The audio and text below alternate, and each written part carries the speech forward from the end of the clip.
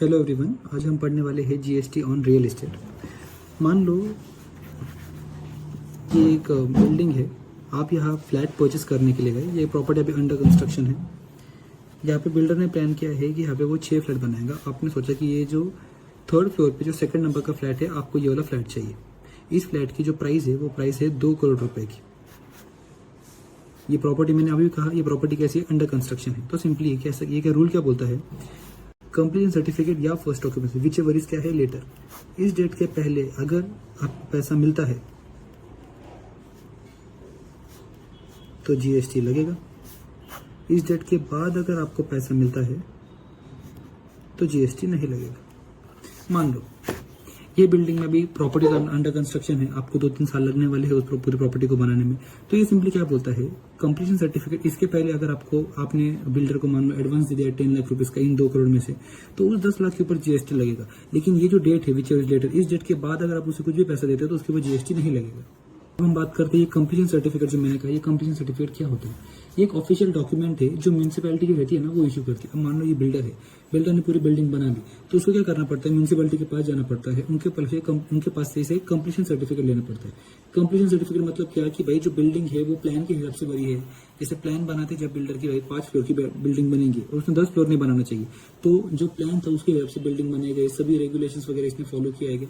ये होता है कंप्लीशन सर्टिफिकेट। और जो फर्स्ट ऑक्यूपेंसी है, फर्स्ट ऑक्यूपेंसी का मतलब क्या होता है, जब ये जो यूनिट है, जो इस केस में हमारी ये वाला यूनिट है, जब यूनिट एक्चुअल में सोल्ड हो जाता है कस्टमर को और कस्टमर उसका ओनर बन जाता है, तब हम उसे बोलेंगे फर्स्ट ऑक्यूपेंसी। इन दोनों में से जो भी लेटर होगा इसके पहले जीएसटी लगेगा, इसके बाद जीएसटी नहीं लगेगा। जो मैंने ये कहा, ये लिखा कहाँ पर है, तो सेक्शन नंबर 7(1) है, section number 7 sub section 2 clause है, नोटिफिकेशन नंबर 11/2017 और AAR कर्नाटका का जो जजमेंट था। इन चारों का आप पढ़ोगे तो आपको समझ आ जाएगा जो मैंने ऊपर कहा। अगला पॉइंट हम पढ़ेंगे, इसके अंदर जीएसटी का रेट क्या लगेगा। देखो, प्रॉपर्टी 2 तरह की होती है, रेसिडेंशियल और कमर्शियल। आप घर वगैरह खरीदने गए तो रेसिडेंशियल, आप अगर आपके शॉप्स वगैरह या बिजनेस पर्पज के लिए अगर यूज करते हो तो वो कमर्शियल। रेसिडेंशियल के अंदर 2 ऑप्शन आते हैं, एक अफोर्डेबल हाउसिंग और नॉन अफोर्डेबल हाउसिंग। सिंपली है। और अफोर्डेबल के अंदर मेट्रोपॉलिटन सिटी के लिए अलग आएगा और नॉन मेट्रोपॉलिटन सिटी के लिए अलग आएगा। देखो समझो, जो मेट्रोपॉलिटन सिटी होती है उनके लिए जगह ऑलरेडी बहुत कॉम्पैक्ट होती है, इसलिए 60 स्क्वायर मीटर की जगह और मैक्सिमम जो उसका कॉस्ट है वो 45 लाख का अगर हुआ तो उस केस में हम उसको बोलेंगे metropolitan under affordable housing scheme. लेकिन जो नॉन मेट्रोपॉलिटन सिटीज है उस केस में जगह ऑलरेडी बड़ी होती है, तो उस केस में इन्होंने कहा 90 स्क्वायर मीटर की जगह end up to 45 lakh rupees का कॉस्ट अगर हुआ तो उस केस में जीएसटी लगेगा 1%। नॉन अफोर्डेबल हाउसिंग में इन्होंने जो कारपेट एरिया उसका कोई लिमिट नहीं है, बस उसका कॉस्ट 45 लाख से ज्यादा हो सकता है और उसके ऊपर रेट लगेगा 5%। मैंने ऊपर के एग्जांपल में आपको कहा था कि मैंने एक फ्लैट परचेस करने वाला हूं मैं जिसका कॉस्ट था 2 करोड़। अब 2 करोड़ 45 लाख से तो ज्यादा होता है, इसलिए उसके ऊपर 5% जीएसटी का रेट लगेगा। रही बात कमर्शियल की, तो कमर्शियल के ऊपर रेट है 12%।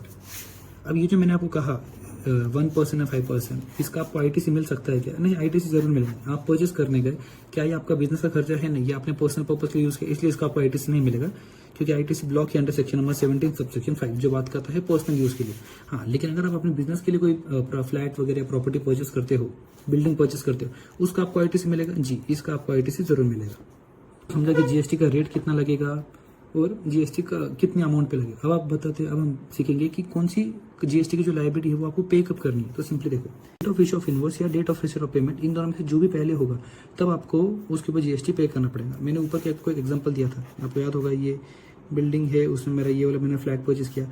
मान लेते हैं 2 करोड़ का फ्लैट है, मैंने आपको एडवांस दिया है 10 लाख रुपए का। ये एडवांस मैंने आपको कब दिया है, मान लेते हैं 11/7/2025 को मैंने आपको एडवांस दिया। अब लायबिलिटी आपकी ड्यू हो चुकी है, तो इसके हिसाब से आपको पेकअप करना पड़ेगा। ये जो आपकी लायबिलिटी है इसके ऊपर का जीएसटी आपको मालूम है अगले मंथ को 28-25 इस तक आप जब 3B भरते हो तब आपको इतने आपकी लायबिलिटी पे करनी पड़ेगी। हम बात करें, एक समरी बता देता हूँ कि काम किस तरह करता है। ये मान लेते हैं आपका रेसिडेंशियल फ्लैट आप परचेस करने के लिए गए, ये बिल्डर है, ये रेसिडेंट है। अगर दोनों के दोनों रजिस्टर्ड है तो कुछ नहीं, बिल्डर क्या करेगा, आपका जो भी अमाउंट है उसके बाद जीएसटी चार्ज करेगा, जीएसटी का साथ बिल बना के आपको देगा। फॉरवर्ड चार्ज के अंदर आप बिल्डर को पैसा दोगे और बिल्डर आगे जाके वही पैसा गवर्नमेंट को दे देगा। इसमें आपको आईटीसी नहीं मिलेगा क्योंकि ये तो है रेसिडेंशियल फ्लैट, लेकिन बिल्डर को भी इसके अंदर आईटीसी नहीं मिलेगा। क्यों नहीं मिलेगा? गवर्नमेंट ने क्या किया, एक नोटिफिकेशन है, नोटिफिकेशन नंबर 3/2019। इसमें क्या था, पहले आपका जीएसटी का रेट था 12% and 8%, 12% for non affordable and 8% for affordable. Government ने 12% से इसका रेट रिड्यूस किया 5% एंड 8% से रिड्यूस कर दिया 1%। लेकिन कंडीशन क्या डाली कि जो बिल्डर है, बिल्डर को आईटी से नहीं मिलेगा इसके अंदर। अब ये कोई ऑप्शन नहीं दिया है बिल्डर को कि अगर आप चाहो तो आप 12% यूज करो लेकिन आईटी से ले लो, नहीं। 1/4/2019 से गवर्नमेंट ने मैंडेटरी कर दिया है कि आपको जो रेट यूज करना है वो 5% एंड 1% यूज करना पड़ेगा। लेकिन मान लो 31/3/2019 इस टाइम पे कोई बिल्डर का कोई ऑनगोइंग प्रोजेक्ट था, तो उस केस में बिल्डर क्या करेगा, तो सिंपल है, अगर आपको कोई ऑनगोइंग प्रोजेक्ट चल रहा होगा तो उस केस में बिल्डर ने क्या बोला कि कोई बात नहीं, आप 12% 8% यूज कर सकते हो अगर आपका कोई ऑनगोइंग प्रोजेक्ट है इस तारीख को। लेकिन इस तारीख के बाद जनरली अगर आप कोई नया प्रोजेक्ट स्टार्ट करते हैं तो आपका रेट यही होगा 5% 1% विदाउट आईटीसी। या भी आपको यही सेक्शन इन्होंने सेक्शन 17 सब 5 में परमानेंटली इसको ब्लॉक कर दिया है कि आपको जो रेट है इसका आपको आईटीसी नहीं मिलेगा। फिर रही बात बाकी केसेस की जहां बिल्डर रजिस्टर्ड है लेकिन रेसिडेंट अनरजिस्टर्ड है, कोई फर्क नहीं, पूरा का पूरा केस सिमिलर होगा। थर्ड केस जहां बिल्डर अनरजिस्टर्ड है लेकिन रेसिडेंट रजिस्टर्ड है, तो उस केस में क्या होता है, तो उस केस में गवर्नमेंट क्या बोलती है कि आरसीएम में टैक्स पे किया जाएगा। जो भी आपका रेसिडेंट है वो तो रजिस्टर्ड है तो वो खुद सेल्फ इन्वॉइसिंग करेगा और आरसीएम में वही डायरेक्टली टैक्स पे कर देगा गवर्नमेंट को। अब क्या उसको आईटीसी मिलेगा, नहीं, आईटीसी उसको फिर भी नहीं मिलेगा क्योंकि प्रॉपर्टी कौन सी है, उसकी रेसिडेंशियल फ्लैट है, इसका आईटीसी को वैसे ही ब्लॉक है। हम बात करते हैं second case commercial flat, builder registered resident भी रजिस्टर्ड। तो सिंपल है, वही जैसे हमने पहले पढ़ा था, बिल्डर क्या करेगा, रेसिडेंट को जो इनवॉइस देगा उसके अंदर जीएसटी ऐड करके देगा। जो रेसिडेंट है वो बिल्डर को विद जीएसटी पैसा देगा और जो जीएसटी का अमाउंट है वो बिल्डर जाके गवर्नमेंट को दे देगा। नॉर्मल फॉरवर्ड चार्ज का केस है, क्या बिल्डर को आईटीसी मिलेगा, जरूर मिलेगा, क्योंकि इस केस में आप समझो बिल्डर ने जो बिल्डिंग बनाई है वो कमर्शियल यूज के लिए बनाई है, इसका कोई रेसिडेंशियल का कोई ऑब्लिगेशन नहीं है कि इसे रेसिडेंशियल फ्लैट ही बनाना है। ऊपर के केस में जो मैंने बताया नोटिफिकेशन, ये खासकर सिर्फ रेसिडेंशियल फ्लैट्स के लिए ही बनाया गया है, इसलिए बिल्डर को आईटीसी मिलेगा। आईटीसी जो बायर है, बायर को भी आईटीसी मिल जाएगा क्योंकि वो यूज कर रहा है अपने बिजनेस के लिए। सेकंड केस में ये रजिस्टर्ड है बिल्डर लेकिन रेसिडेंट क्या है, अनरजिस्टर्ड, तो इसको आईटीसी मिलेगा नहीं, इसको मिल जाएगा बिल्डर को, जरूर बिल्डर को आईटीसी मिल जाएगा नॉर्मल फॉरवर्ड चार्ज में। थर्ड केस में जब बिल्डर अनरजिस्टर्ड है, रेसिडेंट रजिस्टर्ड है, तो same as the case of above RCM में टैक्स लगेगा, बिल्डर को आईटीसी मिलेगा नहीं, क्योंकि इसमें उसने कोई जीएसटी चार्ज नहीं किया है। इस केस में डायरेक्टली सेल्फ इनवॉइसिंग करके रेसिडेंट ने टैक्स भरा, इसलिए बिल्डर को आईटीसी नहीं मिलेगा लेकिन बायर को इसमें आईटीसी मिल जाएगा। अपना लास्ट केस है, मान लेते हैं बंदे ने क्या किया, रेसिडेंशियल फ्लैट खरीदा, उसको बाद में खरीद के उसने क्या किया, बाद में उसको कमर्शियली यूज किया। तो इस केस में क्या होता है, समझो, बिल्डर रजिस्टर्ड, रेसिडेंट भी रजिस्टर्ड है, जीएसटी नॉर्मल फॉरवर्ड चार्ज पे लगेगा, क्या बिल्डर को आईटीसी मिलेगा, बिल्डर को तो कभी आईटीसी नहीं मिलता क्योंकि रेसिडेंशियल फ्लैट वो उसका नेचर तो रेसिडेंशियल फ्लैट है, इसलिए इसको नहीं मिलेगा इसके अंदर आईटीसी। अब बात करते बायर की, बायर को मिलेगा कि नहीं, क्योंकि है कौन सा, इसका नेचर रेसिडेंशियल फ्लैट है। अगर बिल्डर रजिस्टर्ड है, रेसिडेंट अनरजिस्टर्ड है, केस सेम ही होगा, बिल्डर को फिर भी आईटीसी नहीं मिलेगा। अगर बिल्डर क्या है, अनरजिस्टर्ड है, रेसिडेंट क्या है, रजिस्टर्ड है, तो जीएसटी आरसीएम में लगेगा, रजिस्टर्ड पर्सन खुद टैक्स भरेगा, बिल्डर को तो आईटीसी नहीं मिलेगा। लेकिन इस केस में जो बायर है, बायर को आईटीसी मिलेगा। क्यों मिल रहा है उसको आईटीसी इस केस में, समझो, क्योंकि उसने उसको यूज स्टार्ट कर दिया, यूज फॉर कमर्शियल यूज। जब कमर्शियल यूज करते हैं तो उसको आईटीसी मिल जाएगा। आपने तीनों चीज केस पढ़े रहेंगे, first, second and third. First case जो हमने पढ़ा था वो रेसिडेंशियल, और ये जो थर्ड केस है ये दोनों सेम है एक्सेप्ट फॉर दिस पार्ट, इसमें उसको आईटीसी नहीं मिलता, इस केस में उसको आईटीसी यहाँ पे मिल रहा है। यही एक दोनों में फर्क है, बाकी पूरा उसका नेचर सेम है। आपका जो जीएसटी है ना, ये GST is based on the nature of unit, not how the buyer uses it later. मतलब आपने जब खरीदा तब तो रेसिडेंशियल यूज के लिए ही था ना, बाद में जाके आप उसको कमर्शियल यूज कर रहे हो, तो बिल्डर के इसके अंदर कोई ऑब्लिगेशन नहीं है कि भाई पहले आपने रेसिडेंशियल यूज किया था तो आपका रेट 1% 5%, अब आप बोल रहे हो मुझे कमर्शियल यूज करना, बिल्डर उसको वापस रीअसेस नहीं करेगा। बिल्डर आपका नॉर्मल 1% या 5% है, उस तरह आपको जीएसटी लगा के दे देगा।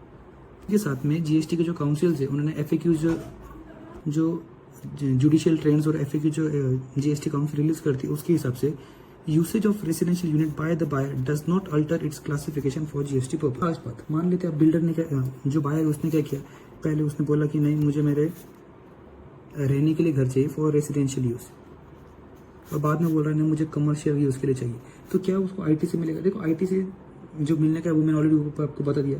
दूसरा, क्या उसने जो परचेज किया है वो फ्लैट या बिल्डिंग, क्या उसको वो बिजनेस एक्सपेंस से वो क्लेम कर सकता है? देखो जो ये फ्लैट, ये जो बिल्डिंग वगैरह होते हैं, ये आपका क्या है, कैपिटल एसेट है, तो ये आपके पीएनएल में नहीं आके ये आपके बैलेंस शीट में जाता है, ठीक है। तो ये जो बिल्डिंग है, फ्लैट आपने परचेज किया है, उसके ऊपर का जो डिप्रिसिएशन है वो आपको मिल सकता है, पूरी प्रॉपर्टी का तो वैसे आपको नहीं मिलेगा। तो देखो आपको तो मालूम है प्रॉपर्टी दो तरह की होती है, या तो रेसिडेंशियल या तो कमर्शियल। अब हम बात कर रहे हैं कि रेंटिंग ऑफ प्रॉपर्टी। अब हम किसकी बात कर रहे हैं यहाँ पे?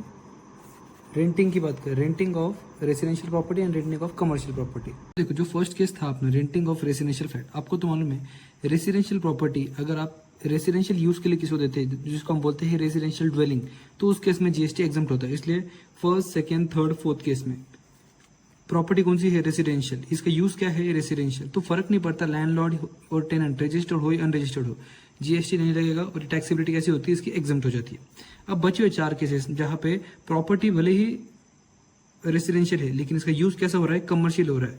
इस केस में हमें देखना पड़ेगा लैंडलॉर्ड और टेनेंट इनका रजिस्ट्रेशन किस तरह है। देखो पहला केस समझो, लैंडलॉर्ड कैसा है, इस केस में लैंडलॉर्ड अगर अनरजिस्टर्ड है, टेनेंट भी कैसा है, अनरजिस्टर्ड है। लैंडलॉर्ड अनरजिस्टर्ड है तो वो जीएसटी चार्ज कर पाएगा कि नहीं, अगर वो जीएसटी चार्ज ही नहीं कर पाएगा तो जीएसटी लगेगा भी नहीं, तो पहले केस में जीएसटी नहीं लगेगा। सेकंड केस देखो, जो लैंडलॉर्ड है वो लैंडलॉर्ड कैसा है, अनरजिस्टर्ड, टेनेंट कैसा है, इस केस में रजिस्टर्ड है। आपको तो मालूम होगा आरसीएम की एप्लीकेबिलिटी आ सकती है, इस केस में नहीं आ सकती। क्यों? क्योंकि जो प्रॉपर्टी का नेचर है वो क्या है, रेसिडेंशियल है, इसलिए यहाँ पे भी जीएसटी नहीं लगेगा। लेकिन लास्ट के 2 केसेस देखो, रेसिडेंशियल प्रॉपर्टी है उसका यूज कैसा है, कमर्शियल है, और जो लैंडलॉर्ड है वो कैसा है, इस केस में रजिस्टर्ड है। लैंडलॉर्ड रजिस्टर्ड है इसलिए जीएसटी लगेगा और 18% से लगेगा, इसको हम क्या बोलते हैं, सप्लाई ऑफ सर्विसेज। और लास्ट केस में भी जो अपना लैंडलॉर्ड है वो क्या है, रजिस्टर्ड है, इसलिए इस केस में भी 18% से जीएसटी लगेगा। आपका यूज कमर्शियल है इसलिए इस केस में जो टेनेंट है उसको इस केस में आपको आईटीसी मिल जाएगा। तो अब हम बात करते हैं सेकंड केस जो कि है रेंटिंग ऑफ कमर्शियल फ्लैट। देखो अगर लैंडलॉर्ड आपका अनरजिस्टर्ड है, लैंडलॉर्ड आपका कैसा है, अनरजिस्टर्ड है, और टेनेंट आपका कैसा है, अनरजिस्टर्ड, दोनों के दोनों अनरजिस्टर्ड है, लेकिन आप प्रॉपर्टी को एज अ रेसिडेंशियल रहने के लिए यूज कर रहे हो, तो जीएसटी लगेगा क्या? तो समझो देखो, अगर लैंडलॉर्ड ही अनरजिस्टर्ड है तो वो जीएसटी चार्ज किसके ऊपर करेगा? चलो एक आधी बार मान लेते हैं अगर टेनेंट रजिस्टर्ड होता तो शायद से हम आरसीएम के बारे में सोच सकते थे, लेकिन ये भी अनरजिस्टर्ड, ये भी अनरजिस्टर्ड, तो जीएसटी चार्ज कौन करेगा? इसलिए पहले केस में जीएसटी नहीं लगेगा। सेकंड केस देखो, लैंडलॉर्ड फिर भी अनरजिस्टर्ड और टेनेंट जो आपका है वो टेनेंट क्या है, रजिस्टर्ड है। आप सोच सकते हो कि इसमें आरसीएम आएगा क्या? नहीं, इस केस में भी आरसीएम नहीं आएगा। आरसीएम क्यों नहीं आएगा? क्योंकि जो कमर्शियल फ्लैट है उस केस में आरसीएम की एप्लीकेबिलिटी नहीं। थर्ड केस में वापस वही लैंडलॉर्ड एंड टेनेंट दोनों के दोनों अनरजिस्टर्ड है, फर्क नहीं पड़ता आपका यूज कमर्शियल हो, जीएसटी चार्ज किसके ऊपर करेगा? अगर वो बंदा खुद रजिस्टर्ड तो वो जीएसटी चार्ज नहीं कर सकता, इसलिए इस केस में भी जीएसटी नहीं लगेगा। लास्ट केस जहां लैंडलॉर्ड क्या है, अनरजिस्टर्ड है, टेनेंट क्या है आपके इसमें रजिस्टर्ड है, तो क्या आप जीएसटी लगेगा? इस केस में भी जीएसटी नहीं लगेगा। क्यों नहीं लगेगा? क्योंकि आरसीएम की एप्लीकेबिलिटी इस केस में नहीं आएगी। अब ये लास्ट के 4 केसेस देखो, जहां जो आपका लैंडलॉर्ड है वो रजिस्टर्ड है, लैंडलॉर्ड खुद रजिस्टर्ड है, प्रॉपर्टी आपकी कौन सी है, कमर्शियल है, तो क्या जीएसटी लगेगा? देखो इससे फर्क नहीं पड़ता आप किस तरह उसको यूज करते हो, प्रॉपर्टी तो कमर्शियल है और ये बंदा खुद रजिस्टर्ड है, जो लैंडलॉर्ड है वो खुद भी रजिस्टर्ड है, वो तो जीएसटी के साथ आपको बिल लगा के देगा। तो इन 4 केसेस में जीएसटी लगेगा।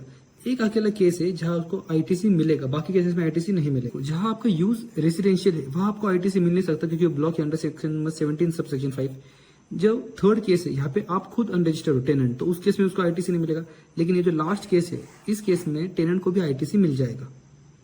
अब हम बात करेंगे स्टैम्प ड्यूटी की और रजिस्ट्रेशन चार्जेस। समझो जब भी आप फ्लैट खरीदने जाते हो, फ्लैट परचेस करते हैं, आपको ये 2 चार्जेस बेयर करने पड़ते हैं जो कि है स्टैम्प ड्यूटी एंड रजिस्ट्रेशन। तो क्या इसके ऊपर जीएसटी लगेगा? या ये डाउट बहुत लोगों के दिमाग में आता है, मैं आपको बताता हूँ। जनरली जो सेक्शन नंबर 15 होता है वो बोलता है कि value of supply shall include all taxes other than GST, मतलब ये इंक्लूड होना चाहिए ये 2 पॉइंट्स। लेकिन साथ में जो एग्जम्पशन की लिस्ट है उसमें बोला है कि जो stamp duty and registration charges है इसके ऊपर जीएसटी नहीं लगेगा। तो याद रखना stamp duty and registration charges इसके ऊपर जीएसटी नहीं लगता। अगला पॉइंट जो आपको समझना है वो है मेंटेनेंस चार्जेस। जनरली जब भी हम फ्लैट ले लेते हैं उसके बाद हमको मेंटेनेंस का चार्जेस भरना पड़ता है। क्या उस मेंटेनेंस के चार्जेस के ऊपर जीएसटी आएगा? तो उसके लिए पहले आपको समझना पड़ेगा RWA। ये RWA क्या है? Resident welfare association. अभी गवर्नमेंट ने क्या किया है, जब भी आप कोई बिल्डिंग वगैरह, कोई बिल्डर जब भी कोई बिल्डिंग बनाता है तो बिल्डिंग बनने के बाद RWA जो है इसके पास इन्होंने पावर देखी रखी है कि ये इसके अंदर की सभी जितनी भी एक्टिविटीज होगी इनको मैनेज कर, इनकी इनकम का सोर्सेस कैसे है, जो मेंटेनेंस का जो भी चार्जेस होगा वो ये कलेक्ट करती है। इसके अलावा जो कॉर्पस फंड कंट्रीब्यूशन रहेगा, मतलब क्या होता है इसका, जब भी बिल्डर बिल्डिंग बना के देता है उसके बाद जो भी छोटे मोटे रिपेयर्स के लिए कुछ पैसा लगने वाला है वो बिल्डर खुद देता है। वो क्या करेगा, वो पैसा RWA को दे देगा और RWA वो पैसा यूज करेंगे, उस पैसे को बोलते हैं कॉर्पस फंड कंट्रीब्यूशन। इसके अलावा अगर हम बात करें जो रेंटल की इनकम होती है वो पैसा भी इनके पास ही जाता है, ये उनको मैनेज करते हैं। एडवर्टीजमेंट, आपने देखा होगा सोसाइटी के बाहर बहुत बार हम बड़े बड़े बोर्ड या बैनर्स लगाते हैं एडवर्टीजमेंट पर्पस के लिए, उसकी इनकम जितनी इनको होती है। कुछ इवेंट वगैरह कुछ ऑर्गेनाइज किए तो उसकी इनकम, पार्किंग अगर लेते हो तो पार्किंग की जो फीस होती है उसकी, ये सब जितनी भी इनकम है ये RWA इनको इनकम होती है। तो अगर इनकी इनकम ये पूरी मिला के इनकी अगर इनकम एनुअल इनकम 20 लाख रुपए से ज़्यादा हो जाती है तो इनको जीएसटी में रजिस्ट्रेशन लेना पड़ेगा। अब भी मेंटेनेंस चार्जेस पे जीएसटी आएगा नहीं, इसके लिए 2 कंडीशन सेटिस्फाई करनी पड़ेंगी। पहली बात तो इनकी जो एनुअल इनकम है अगर ये 20 लाख के ऊपर जाती है, पहला ये। और सेकेंड पॉइंट है जो आपका जो मेंटेनेंस है, मंथली मेंटेनेंस अगर आपका 7,500 से ऊपर जाता है पर फ्लैट, मान लो कि मैंने एक सोसाइटी में मैंने 2 फ्लैट बुक करके रखे हैं तो उसके अंदर 7,500 पर फ्लैट, हम पर फ्लैट ही देखेंगे। अब जीएसटी कौन से अमाउंट पे लगेगा, मान लेते हैं मेंटेनेंस 9,000 है तो 9,000 पे लगेगा, या डिफरेंस जो 1,500 है उसके ऊपर लगेगा? नहीं, जो 9,000 रुपये की अमाउंट है इसके ऊपर जीएसटी लगेगा। मेंटेनेंस चार्जेस का आईटी से मिलेगा नहीं। अब हम बात करेंगे बिल्डर्स की। अब देखो बिल्डर्स ने, मान लो एक बिल्डर है, उसने अपनी बिल्डिंग बना के रखी है। ये बिल्डिंग के अंदर जितने फ्लैट्स है, मान लेते हैं सभी फ्लैट्स रेसिडेंशियल फ्लैट्स हैं। अब बिल्डर ने तो अपनी बिल्डिंग बना के यहाँ पे रख दी। अब समझो जरा, बिल्डर ने ये बिल्डिंग किसके लिए बनाई है? अगर किसी क्लाइंट ने बिल्डर को आके बोला होता कि मुझे बिल्डिंग बना के दो, तो बिल्डर ने इस सामने वाले बंदे के लिए बिल्डिंग बनाई। उस केस में ये बिल्डिंग के लिए उसने जितना भी परचेसेस किया होगा, मटेरियल्स वगैरह, उसका आईटी से मिल जाएगा। लेकिन मान लो बिल्डर ने खुद ने एक बिल्डिंग बनाई, बिल्डिंग बनाने के बाद वो फ्लैट से वो जाके वो अगर सेल करता है कस्टमर्स को, उस केस में बिल्डर ने जितना भी बिल्डिंग बनाने के लिए जो भी इनवर्ट सप्लाई लिया रहेगा उसको आईटी से उसका नहीं मिलेगा, क्योंकि section number 17 sub section 5D ये उसको ब्लॉक कर देता है अंडर इस सेक्शन के तहत। लेकिन यही अगर बिल्डर ने कमर्शियल फ्लैट्स बेचे होते तो उसको इनवर्ट परचेस के ऊपर आईटीसी जरूर